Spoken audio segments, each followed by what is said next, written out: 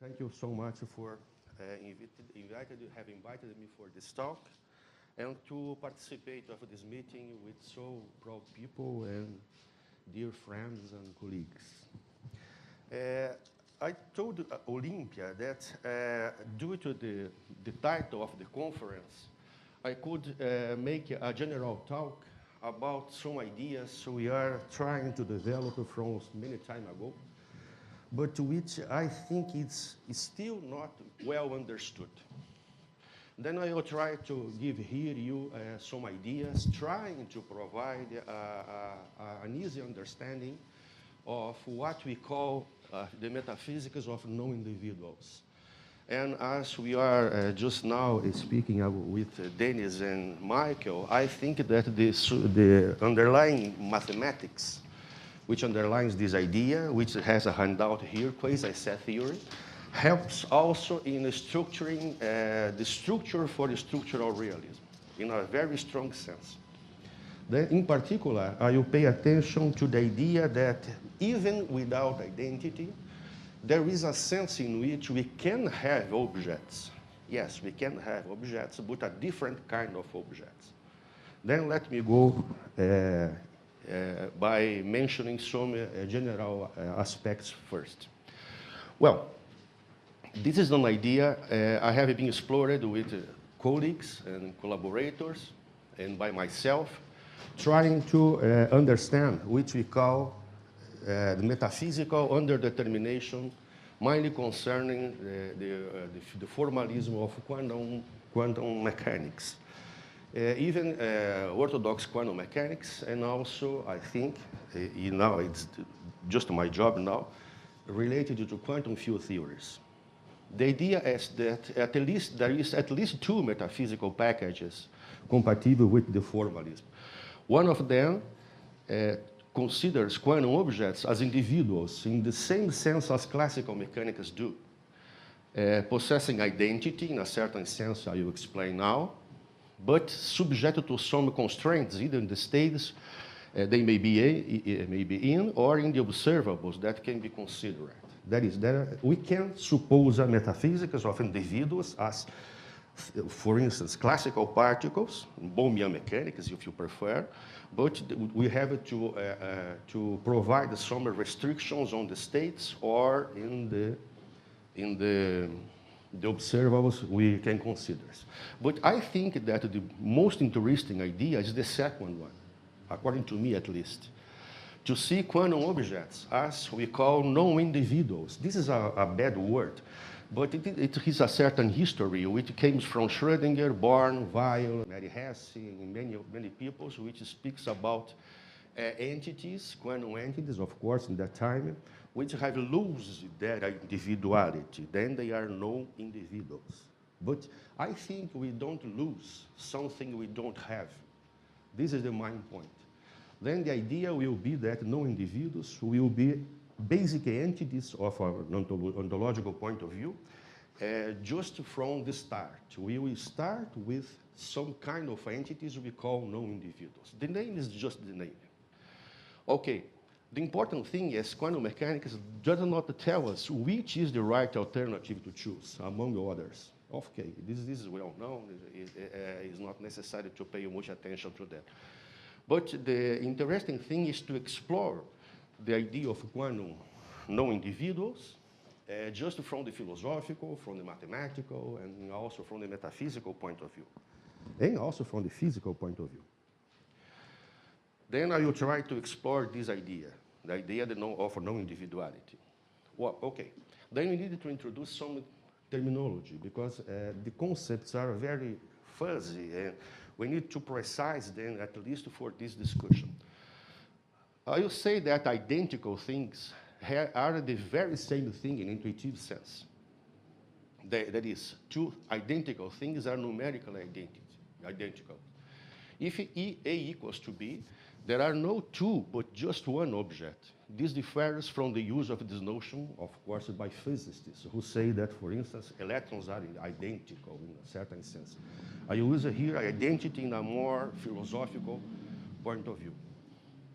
To have identity means to be unique and able to be, at least in principle, identified as such in whatever context, even if mixed with similar objects. This is not of course, you are noting that these are not definitions because they are quite redundant. But this provides just an idea, intuitive idea about the things we try to precise with mathematical concepts later. Then indistinguishable objects or indiscernible objects may be, first, relative to some properties. Then we have relative indiscernibility, weak indiscernibility, and so on. Very relative identity, lots of alternatives. And absolute indistinguishability, if they share all their properties, whatever they are. This is the main ideas I will try to explore here. Okay, then three main concepts: identical, identity, to have identity, and to be indistinguishable or indiscernible. These are quite different notions. Okay. A motivation here. The point is here, yes. Suppose the methanol combustion here. We have here 4 oxygen atoms among the reagents. 2 of them come to here, to this molecule, and 2 of them to there. Okay. No theory can specify which of the 4 oxygen atoms goes to here and which one goes to there. This is impossible. If we suppose that there are some identification, we need to suppose the existence of some mysterious hidden variable, and we know the problems that we have. This is the sense I speak about indiscernibility or absolute indistinguishability. We don't have means, I wrote here in the handouts, not even mandate to say which of the oxygen atoms come to each molecule. This is the right idea. This idea was anticipated in modern times by John Dalton, the founder of the modern chemistry. He says that whether the ultimate particles of a body, such as water, are all alike, that is, of the same figure, weight, etc., is a question of some importance. Then, therefore, we may conclude that the ultimate particles of all homogeneous bodies are perfectly alike in weight, figure, etc. In other words, every particle of water is like every other particle of water, every particle of hydrogen is like every other particle of hydrogen, etc. This is the main idea I try to develop from a mathematical point of view. We have some entities, I can speak about objects, why not? But the notion of identity here is problematic, and we try to explain why. Why I try to avoid the use of the notion of identity. Of course, from a mathematical point of view, we can make some tricks to suppose that they are identifiable, okay, they have identity in intuitive sense, and we make some things in order physics works. This is possible. But it is wrong from the philosophical point of view. That is important. I am trying to cite philosophy, not physics. Okay, thanks. Yes, yes. Yeah. Just to make sure that I understand. So is that in the context of quantum mechanics or in classical physics, as the Sure, yeah. Dalton suggests? Yeah. But then in classical physics, you would say that the atoms, the oxygen atoms, can be followed in time by the trajectories, can be individuated in that way. So I could tell which atom goes where. Yes, but it's impossible to say which one goes to which molecule. You cannot follow the trajectory of them, even in classical physics. In principle, I could. No, in principle, okay, yes. But this is the trick. This is the trick concerning quantum objects. This is just an example to try to expose the idea. Here we are, of course, in classical physics. Then we are following the standard patterns. The objects are in principle identifiable, and we can follow them. They are impenetrable, and so on. Then we can, of course, follow the trajectory of them, in principle. But concerning here, suppose some electrons in ionization processes and so on, we will have a lot of problems, which is illustrated by this as an example. We will discuss later. But even if you cannot follow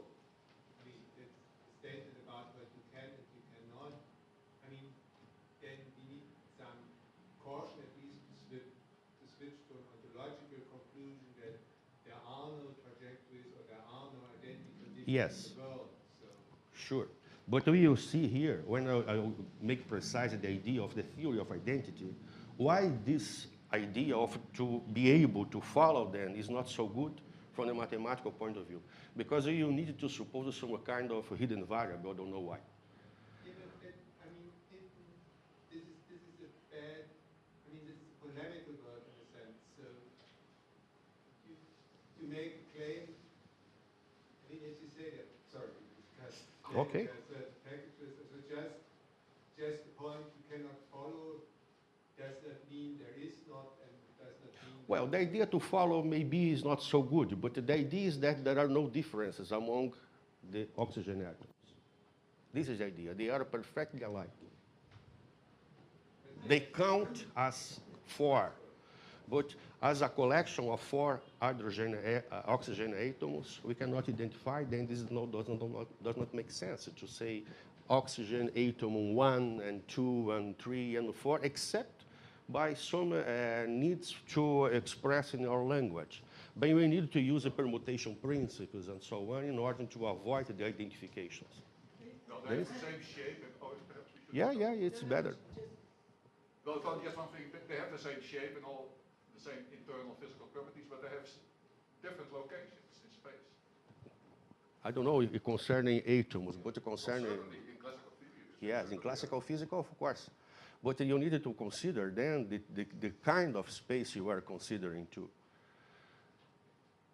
The kind of space, and in quantum mechanics, for instance, if you consider infinite wells, potential wells, you have problems because they are, so to say, illusions. They cannot be constructed in laboratory.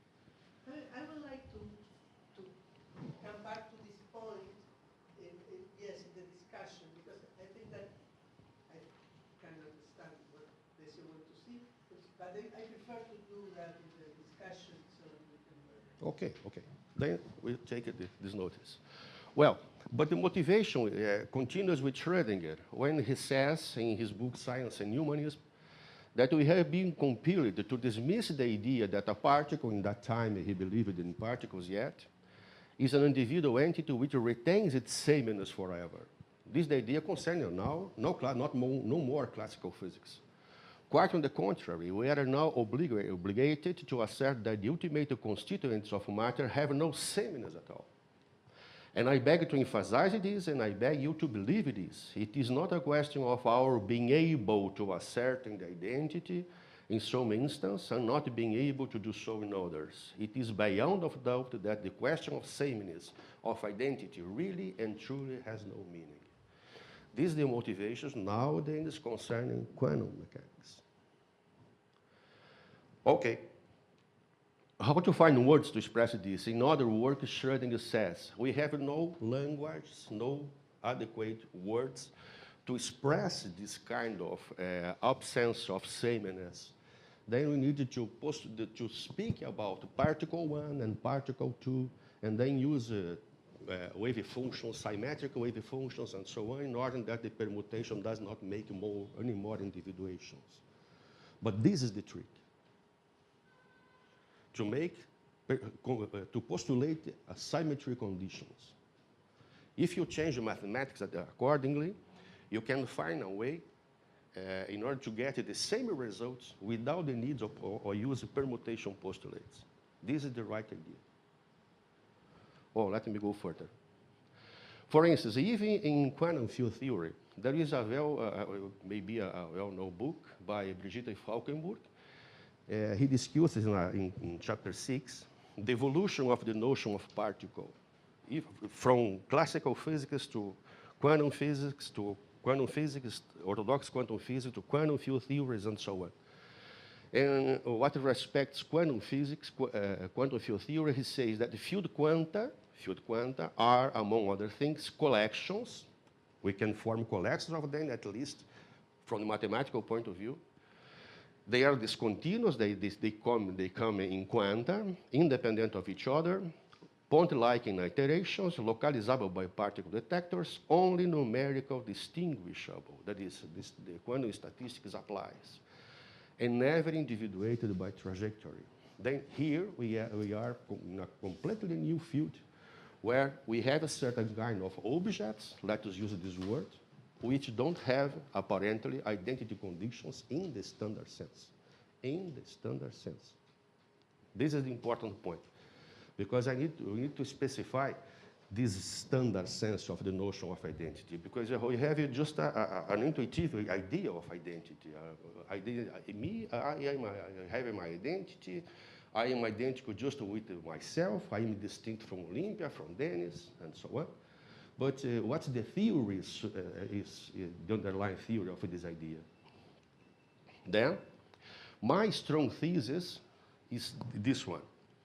There are no more fears in questioning ancient principles of classical logic, such as non-contradiction, excluded middle, and so on.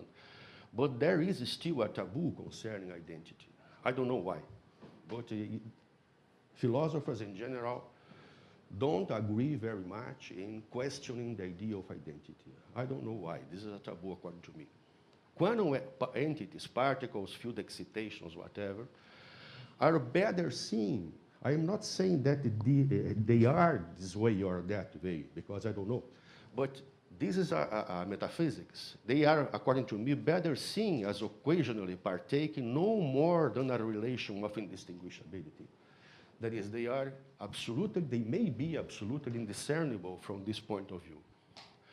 Why, but that is the question. Why not simply to say that in being many, they are different? Why don't you use the word different? If you have two of them, two oxygen atoms and so on, why not speak about their difference? Because if we use the notion of different, we become compromised with the idea of identical, which is the negation of difference. Identical in what sense? In the sense, for instance, of classical logic, the classical theory of identity, which means that being different entails, at least in principle, the existence of a certain property shared by one of them, but not by the other. Then you need to assume that if they are different, there exists, at least in principle, a property which one of them has this property and another one that has not. But which property is this? In certain situations, I cannot specify. Okay. I call this metaphysics Leibnizian by obvious reasons. Non-individuals, then, in this sense, entail a non-Leibnizian metaphysics. That is, a metaphysics where they share all their properties without becoming the very same object in the sense of the standard theory of identity. Well, can we deal with them within classical logics? Of course we can. We will see how. Of course we can. But this is a mathematical trick. Yes, but at the expense of some artificial trick, we shall see soon. Okay. Of course, you say, but people have pole traps and Wineland and Roche, Delmelt have trapped quanta. And Delmelt, in his Nobel lecture, says, we have here Priscilla, a positron, and Priscilla has identity. Well, I suspect it has not. It is in certain circumstances, it has not identity in the following sense. If we change the experiment by putting in the trap another positron, all the measurement results will be the same. And a different thing happens, for instance, with Dennis. Dennis has characteristics of his own. He's different from anyone, at least in principle, he is. But a positron is not. A positron is his. It has identity, but it's a bad word. Because if it has identity, it is another positron having the same properties with this object will be the same proton because of the same positron because of the theory of identity. Then we need to change things. Maybe it's better to say that all positrons are indiscernible in a very strong sense. They are not identical because they are not the same object as implied by the theory of identity. Then, I said that once the trap is disassembled, the trapped quanta can no longer be identified as such.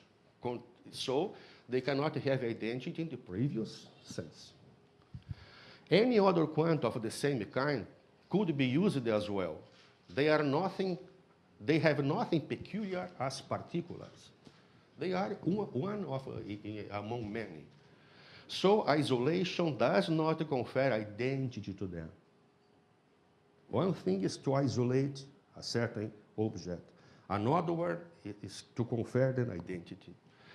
Neither the cardinal of a collection being greater than one entails that they are individuals. To have a cardinal 3, 4, and so on does not entail that they have identity. The only thing they have are the kind of objects and their number. These are John Dalton's word. All the thing which rests is the number. I'm being clear? I'm not asking you if I'm right. I intended to be clear. Okay, then the main idea, the terminology non-individuals came from Schrödinger, as I said, Born, Weil, Mary Hesse, Heinz Post, and a lot of people. The use of the classical theory of identity in the underlying mathematics for such entities bring us unsurmountable problems.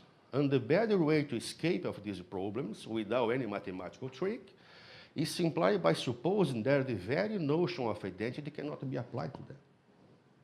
Why to resist to identity? I don't understand. Honestly, I don't understand. Okay, then which theory of identity is this one?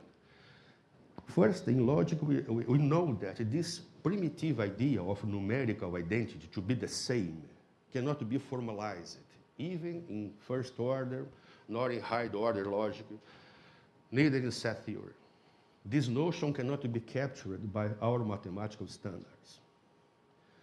Then, but the notion of identity we have, for instance, in whatever system you prefer, Zermelo-Frankel with choice, von Neumann-Benners-Gödel, NF system of Quine, and so on. And let me simplify here with a first-order system. The main postulates reflexivity, substitution, and extensionality for set theory. What are the consequences of these theories? Consequence. Giving an object A, whatever object A, in this universe, this is important. We can form by the pair axiom the unitary of A, the unitary set of A. And you can define the property to be identical of A. That is, X has the property to be identical with A if and only if X belongs to the set which has just one element. Then, only A has this property, so the property distinguishes A from any other object, for it has a quality no other object has. Okay? This is just mathematics. The principle of identity of indiscernibles in some form is a theorem of classical logic. If we have two objects, they are different. And they present a difference, at least in principle. In second-order logic, we can formulate the principle as usual in this way. The most we can do is to restrict this principle, for instance, by supposing just intrinsic properties, just weak discernible relations, and so on. The choices are many, but they are restrictions of the principle. The principle speaks about all Fs, all properties, and not about some Fs. Okay. But in this case, we still speak, if you restrict the principle for some properties here, the question is, are we still speaking about the principle? I guess no. At most, some forms of this principle. That is, the consequences of the theory of identity is that all objects in this formalism will be individuals in this aspect. Well, some speak about weak indiscernibility. That is, some authors claim that they have resolved the problem by claiming that quanta are just weak discernible. This means that there is a irreflexive and symmetrical relations holding among them, such as to have a spin opposite 2. This is not a definitive solution from a metaphysical point of view. The framework continues being classical mathematics, and as you have seen, the objects continue to be individuals of a kind. The existence of such a relation is just a physical fact, but does not characterize a quantity. For instance, to have a spin or positive 2. Then this answer, which is supposed to solve the problem, according to me, does not solve it. Okay, this is more important. That is, how to look about these consequences of the standard mathematics to the notion of indiscernibility. Let us define, given a structure, a set in a set of relations, a structure built, for instance, Zermelo-Fraenkel's set theory. Then we say that two objects of the domain are indiscernible concerning the relation if there is an automorphism of the structure such that one of them is led to another by the automorphism. Otherwise, they are discernible in the structure. Remember that an automorphism is a bijective function which preserves all the relations of the structures. For instance, in this structure, the additive group of the integers, these two objects are indiscernible because there is an automorphism, just this automorphism here, which leads one then in another. That is, from the point of view of the structure, they cannot be discerned, but they can be discerned from the outside of the structures. This is important, because we need to, according to me, to consider also the standard formalism of quantum mechanics from 2 points of view. Once we are inside the formalism, in another one we are outside looking for the formalism. The things we see are different, as in mathematics. For instance, the cardinal of a certain set, cardinal is not an absolute concept. It depends on the model of set theory. Some things are not enumerable in certain models, but it can be enumerated from the outside of the structure. Then these kind of things maybe are interesting also in quantum mechanics. Definition: if the only automorphism is the identity function, then the structure is rigid or in the form of otherwise, non-rigid. That is, structures which have just the identity function as the only automorphism are rigid. And there is a theorem in standard set theory which says that in whatever structure you consider, every structure can be extended in introducing just a finite number of relations to a rigid structure by addition of new relations. That is, giving a structure, when you have maybe some indiscernible objects, you can introduce other relations in order to make the structure rigid. And more important, the whole universe of set theory is rigid from the point of view of outside. That is, every object represented in standard set theory obeys the classical theory of identity. If they are two, they are different. And even in principle, they present a difference. But I will ask you, represent, for instance, a Bose-Einstein condensate in this framework. Do they have a difference? No. But if mathematics is classic, they must have differences, at least in principle. Okay, then indistinguishable objects can be seen as distinguishable from the point of view of the extended structure. And this always can be done because of this theorem. This is similar to Flatland. Maybe you know the story about Flatland. The inhabitants of Flatland don't see the third dimension. The elements of the structure don't see the standard structure. For instance, in the structure, the complex number, numbers, the field of complex number, I in minus I are indiscernible too. But they are different mathematical entities seen from the outside. This looking from inside a certain structure, from outside of certain structure, looking for absolute concepts like cardinals and set theory, and non-absolute concepts like cardinals, and absolute concepts like ordinals could be asked too in physics. Why not? Are there some concepts which are the same, so to say, in every interpretation, in every structure, in every model of, say, quantum mechanics? We don't know to answer that. Well, look for the theorem. Every model that models extensionality and regularity, axiom of foundation, hence any model of ZFCs and Melo-Franco with the axiom of choice is rigid. This is a theorem. In particular, the standard von Neumann universe is rigid. Consequently, even if A and B are indiscernible in a certain structure, seen from the inside of the structure, they are indiscernible. From the outside, that is, in whatever is rigid structure which stands this structure, we can say them as individuals. This is the motive why I try to avoid the standard theory of identity, because it compromises us with individuals. How many times I have? Okay. Just ending. That is, really and truly, an object described in ZFC is indiscernible only from itself. The only way to treat indiscernible objects is by some mathematical trick, by using equivalency relations, congruations, non-rigid structures, or postulates of symmetry. This is the quantum trick, mathematical trick. In quantum mechanics, embedding the mathematics of quantum mechanics in the Melo-Franco set theory, if you want to formalize it, this implies that we need to simulate indiscernibility in an environment where things just appear to be indiscernible from others. But the maths entails that everything is discernible from everything, except, of course, from itself.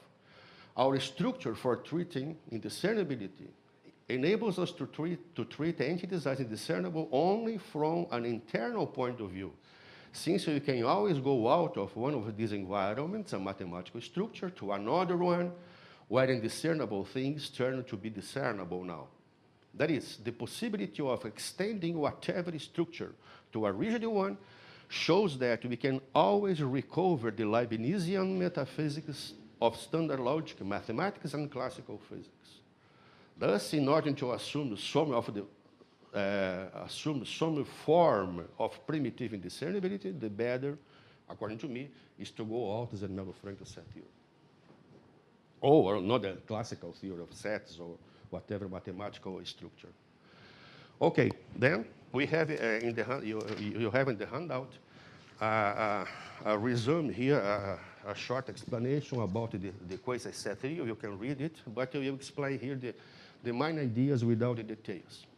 Then, looking for a mathematical theory which could be used just to consider collections of mathematical objects which can be treated as non-individuals without identity, but even so having a cardinal, but not an associated ordinal, which could be used to differentiate them. Then the idea is the following. In this theory, there are collections, quasi-sets, with a certain cardinal, in the standard sense, but without an associated ordinal. So we can speak of a certain quantity of objects, this is just a word, without individualizing them, and without assuming that they are little balls. The theory encompasses a classical part where all standard mathematics can be built, for instance, a model of set theory. Then in this part, in classical part, we can reconstruct all the formalism of quantum mechanics. And the notion of identity does not hold for all objects of the intended domain. For certain objects, this expression A equals to B is not a well-formed expression. The objects may be linked by a weaker relation of indiscernibility only. That is, A may be indiscernible or not indiscernible from B, but one thing does not entail the another one. These concepts are not equivalent. In the handout, we have some ideas. What are some advantages in using this kind of theories? By assuming discernibility right from the start, as suggested by Post, the statistics, the quantum statistics, arise naturally without the needs of assuming any postulates of symmetry. This is exposed in a book I have with Stephen French. We can maintain an ontology supported by quasi-set theory, where the basic entities can be considered as collected in a certain number, I used here the example oxygen atoms, but maybe Dennis is right. It's a bad example because it's linked with classical physics. Perhaps it's better to change the example for something related to quantum mechanics and so on. I'll think about and discuss with him later. But my idea is what I mean here. The main idea is that a certain number, they can be collecting a certain number without being able to be counted, labeled, or numbered. The idea can be extended to quantum field theories. We have done it here in chapter 9, in other work with Graciela Domenech, in Federico, in myself, in a paper from 208. Where we developed the initial steps of a quantum field theory using Fock space based in quasi-set theory. This is the main ideas. So if you accept that, the theory should be compatible with a metaphysical view. This is the idea. It would be necessary to discuss philosophically, to relate a theory with a certain metaphysics. But maybe a theory encompasses also at least one metaphysics. Then its logic and mathematics should be compatible with the assumed metaphysical. That quantum mechanics accepts also that quantum mechanics brings difficult and insurmountable problems for the foundational point of view. Then, that a metaphysics of non-individual is also a possible option to quantum objects. So, we would lead to the conclusion that a non-reflexive logic, that is, in particular, quasi-set theories, need to be viewed with some care. This is just a proposal. Okay. So, thank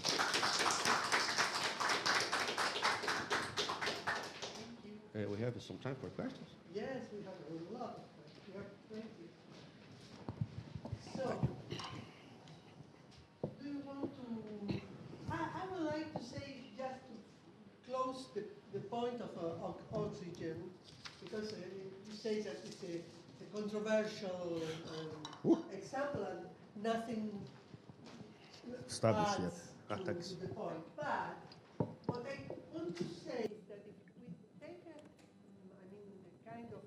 a kind of pluralist ontological pluralist view where the theory defines the ontology. In the theory of atoms, Dalton atoms, there are no trajectories at all. I mean, there is nothing, it's not classical mechanics, it's another theory. It's perhaps somebody may say, well, atoms in that kind of theory are something too abstract that do not have individuality. I mean, not any theory, what I'm trying to say is that not any theory that is not quantum and not relativistic, I may say, it's classical. Perhaps there are other ways of thinking from other kind of theories. For instance, coming from chemistry. When we go to chemistry, and we have chemists in our group, all our physical intuitions are subverted. So this is a parenthesis. I mean, yes, only. My concern is because in chemistry we don't have just collections of atoms and so on. It is necessary to consider a further step, the structure, and this is a problem. Interesting. Yeah. Yes, please, Lisa. It's just clarificatory. So you're saying quantum mechanics doesn't force on us either metaphysics of individuals or non-individuals, but let's pursue and talk about non-individuals. And then, so if you want to talk about non-individuals, you're saying you have to give up a classical notion of identity, by which you mean something invoking like principle of identity of indiscernibles.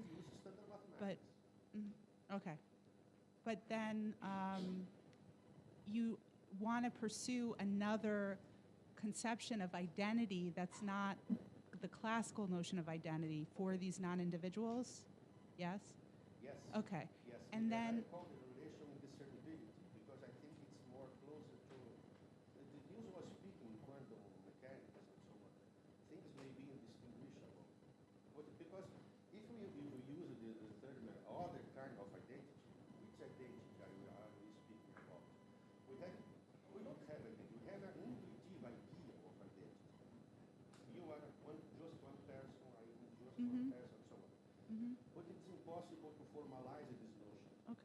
Because you can prove that from the point of view of first-order language, you never can see if in the models identity you have postulated here is identity of the domain, the diagonal of the domain. The set of object of the form XX, various object XX. Okay. Because we have always elementary structures which are models from the same language, from the same postulate, and the language is unable to distinguish one of them from another.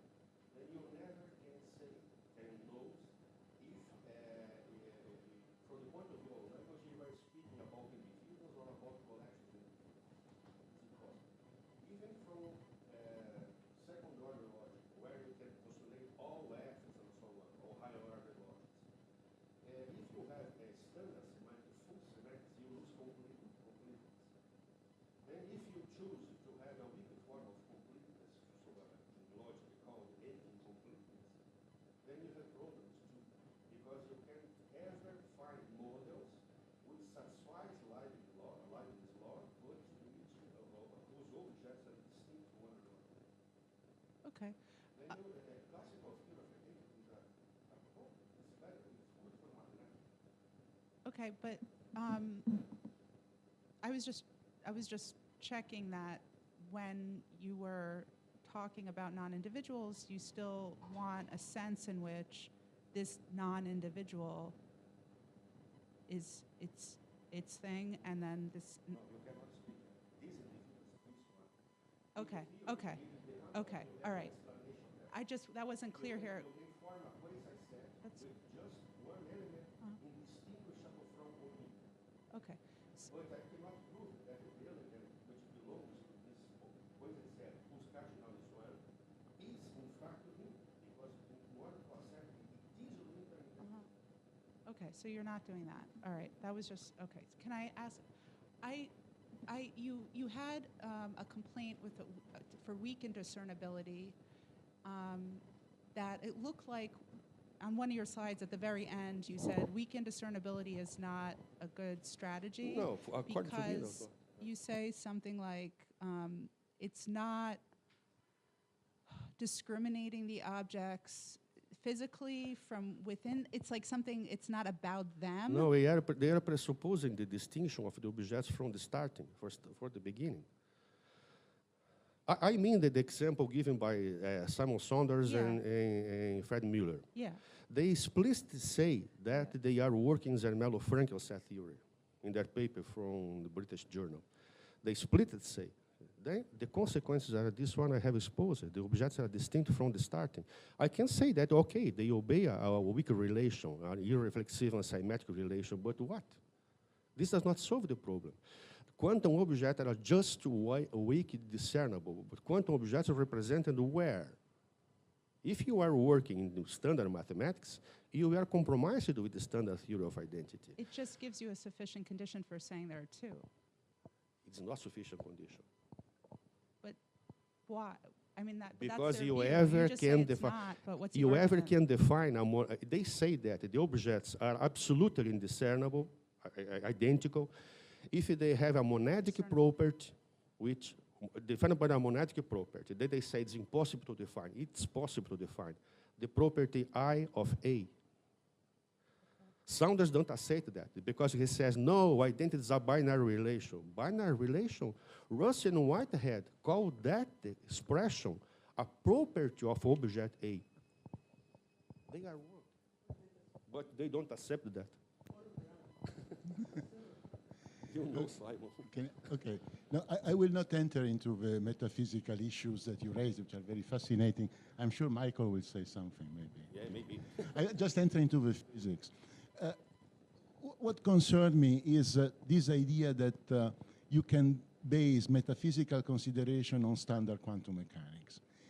I mean, that is something that all the work that has been done in Foundation showed us is that standard quantum mechanics, as it is too vague and imprecise to allow for a metaphysical elaboration.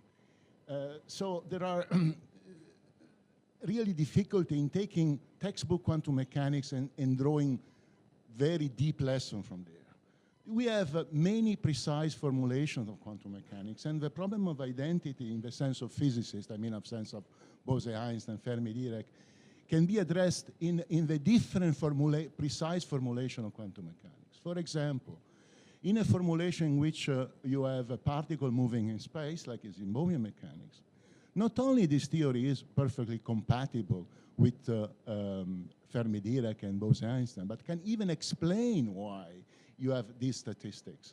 So my point is, your project, I think, is a very fascinating and but rather independent from the physical motivation, from my point of view. That means if you find the internal reason in metaphysics, I think we'll be in a safer side, because standard quantum mechanics is not good enough to draw a very deep conclusion about reality. Thank you. I agree partially with you, because the question here is both philosophical and mathematical.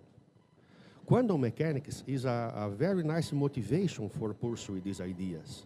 And of course, if we can bring some results which can be applied, at least for some interpretation of a quantum mechanics, it will be fine.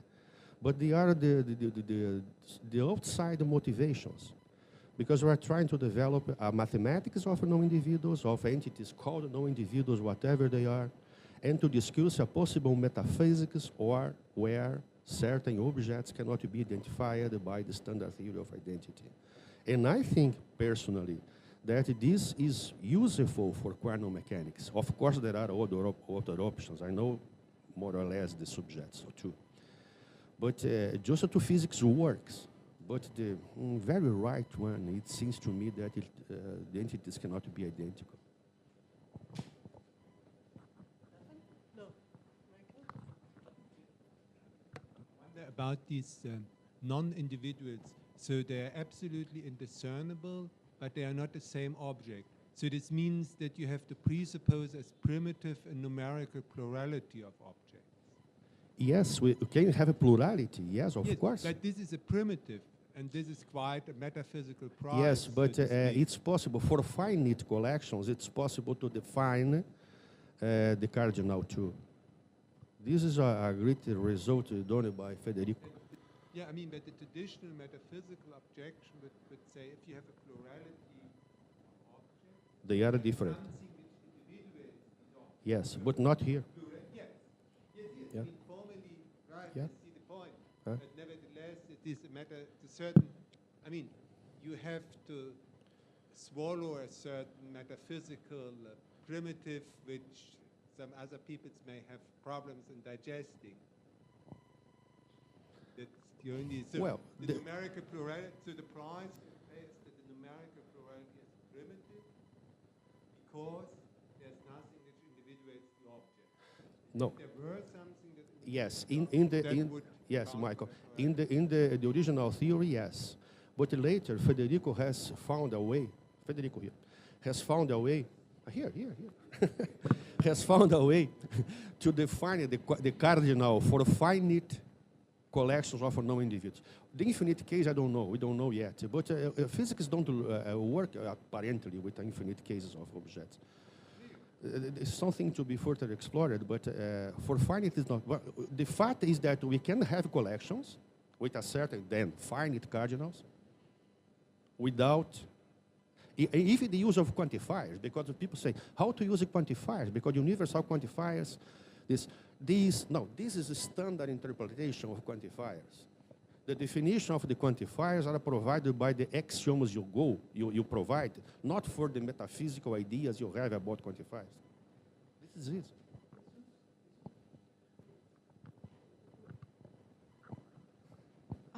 The issue of, is this on? The issue of what needs to be taken as primitive, though, I guess what struck me is that Michael said that if you have a plurality of objects, then that implies logically that they are distinguishable. But isn't that something that we can question? In other words, that's a definition. It seems to me that that's a definition of what it means to have a plurality. And I can kind of imagine it. Suppose nature is composed of entities that are plural but are not individuals and are not distinguishable, that's just as much, how do we decide where we're smuggling in an illicit ontological assumption and whether we aren't? It seems to depend on what your definitions are and how you understand what plurality means. So I just wanted to raise that issue. Yes, but I think you are grounded in the classical point of view. Yeah, well, because that's not me saying that. Yes, of course, I because mean, you are saying that... I would say you can have a plurality yes, but without having any... To have a plurality does not entail distinction. differences. So I'm questioning that as, as a necessary definition. Yes, Krause's set theory show that you can have pluralities without discernibility. Right, and the point is, though, we don't know what nature's doing. We don't know what it is. So, and it could be, maybe the physicists we have don't. to be, we can't just say, well, because we've always assumed that plurality means that things have to be distinguishable, that's what it has to mean. And if you're denying that, then you're smuggling in a metaphysical primitive. Sure. Because we don't know what the primitive situation really is. Yes, I agree with you, but I would love to know about what nature does.